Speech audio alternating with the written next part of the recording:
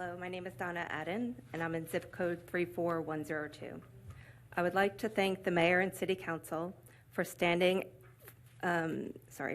for doing their best to keep the city of Naples clean, safe, and for the most part serene. After seeing many cities like New York, Chicago, and LA spiral into chaos and confusion due to poor leadership, bad policies, and mismanagement of funds, it makes me realize how fragile societies are. I'm grateful to live in the city of Naples.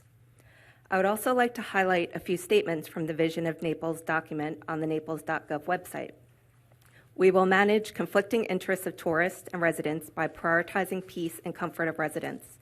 We support keeping the fabric of our community made up of families sharing in the warm weather, friendly people, and gentle pace of life. We value the visual and performing arts facilities that enrich the lives of residents. So I ask, does the Naples Pride event, made up of mostly tourists, prioritize peace and comfort of the residents?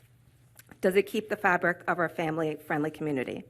Does Naples Pride's drag queen performance enrich the lives of residents?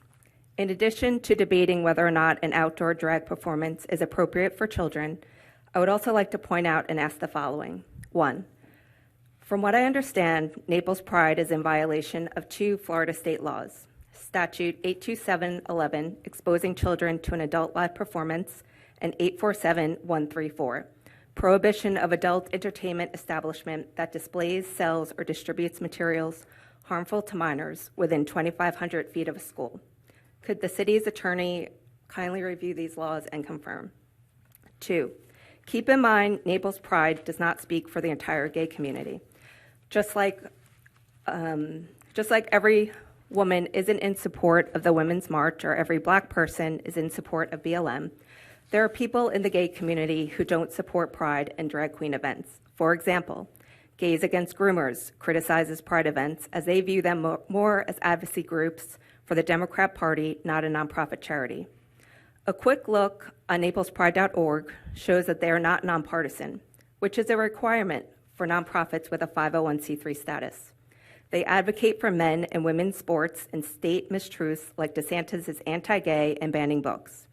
In truth, DeSantis is protecting women's sports, removing pornographic books from schools, and prohibiting the sterilization and mutilation of children, aka gender-affirming care. I've also witnessed Naples Pride marching down Fifth Avenue and loudly chanting without any regard for residents, dining at restaurants, and enjoying time with family and friends after laws were passed that they didn't agree with.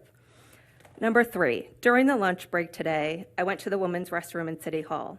If a man dressed as a woman entered while I was in there, would he be arrested? Will men dressed as women during the Pride event be using the women's bathroom in Cambria Park? If they do, will they be arrested? How do we get to a point where people are afraid to define what a woman is? Can Naples Pride define what a woman is?